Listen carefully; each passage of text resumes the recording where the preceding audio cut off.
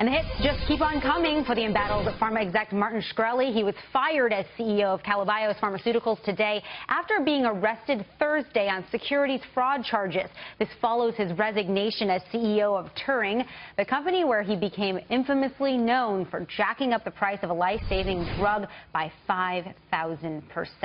Shkreli is now speaking out for the first time since his arrest, saying he feels he was unfairly targeted because of that price hike. Judge Andrew Napolitano was on this show last week saying if that is the case, everything should be dismissed. If the government went after him because they don't like what he did in the charges on this medication, that is reprehensible and the indictment should be dismissed. So does the judge have a point? With me now is our legal panel attorneys Whitney Boan and Troy Slaten. Whitney, do you think the judge is right? Well, I absolutely think he's right. If the government is going after Shkreli because it feels like it's got a good political in here to go after someone who is undoubtedly extremely unlikable and a narcissist, then that is very problematic. And you have to keep in mind he's presumed innocent. The government's going to have the burden of proof. They're going to have to prove that he misled investors when it comes to the issue of the profits that the company was making. If they can't prove that, if this is all some big political move, it should undoubtedly be dismissed, and this prosecution should stop immediately. Well, the judge, Andrew Napolitano, said hiking drug prices is actually not illegal. Listen to this.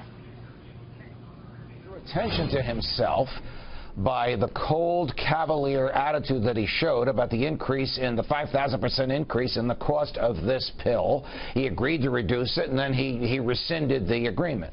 Now, that behavior is morally reprehensible, but it's lawful, and it can't form the basis of a criminal prosecution. Now, Troy, Shkreli's Twitter was also hacked. Anonymous is claiming responsibility. Why haven't we seen any legal action against Anonymous in this case?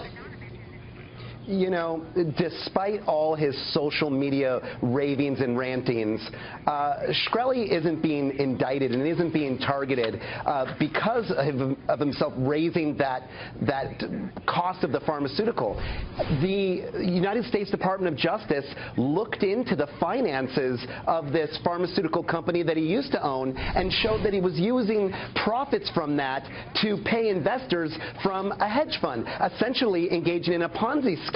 Now, Anonymous, if in fact they did hack his account, should be prosecuted, but good luck finding them.